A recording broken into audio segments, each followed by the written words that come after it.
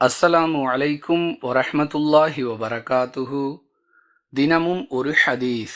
மக்களுக்கு மத்தியில் நீதியாக நடப்பதும் தர்மமாகும் என்று அல்லாஹுவின் தூதர் ஸல்லல்லாஹு அலைஹி வஸல்லம் அவர்கள் கூறினார்கள். அறிவிப்பவர் அபூ ஹுரைரா ரலியல்லாஹு அன்ஹு. நூல் புகாரி, ஹதீஸ் எண் 2707. அன்பிற்குரிய அல்லாஹுவின் நல்லடியார்களே, தொழுகையை நிறைவேற்றுவது, நோன்பு நோற்பது, குர்ஆன் ஓதுவது, திக்ர் செய்வது போன்ற வணக்க வழிபாடுகளில் ஆர்வத்தோடு ஈடுபடக்கூடிய பலர் தர்மம் செய்ய வேண்டுமென்றால் தயங்கக்கூடிய நிலையை பார்க்கிறோம்.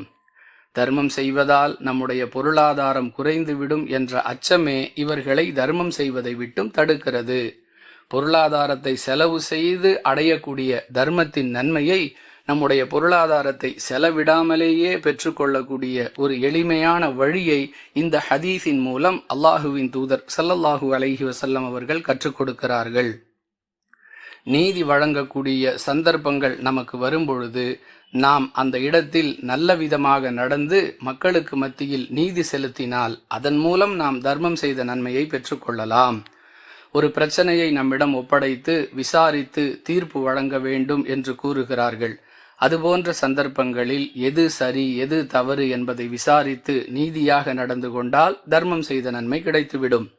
ஏதாவது பொருட்களை நம்மிடம் ஒப்படைத்து அதை முறையாக பங்கீடு செய்ய சொல்லுகிறார்கள். அதுபோன்ற சந்தர்ப்பங்களில் நீதியான பங்கீட்டை நாம் செய்வதன் மூலம் தர்மம் செய்த நன்மையை அடைந்து கொள்ளலாம்.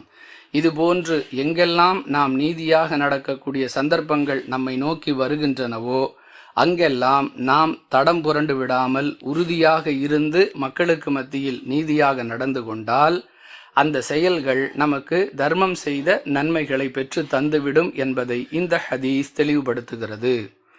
புரிந்து நடந்து கொள்வோம். வாஹிரு தஅவானா அனில் ஹம்துலில்லாஹி ரப்பில் ஆலமீன். அஸ்ஸலாமு அலைக்கும் வரஹ்மத்துல்லாஹி வபரகாத்துஹு.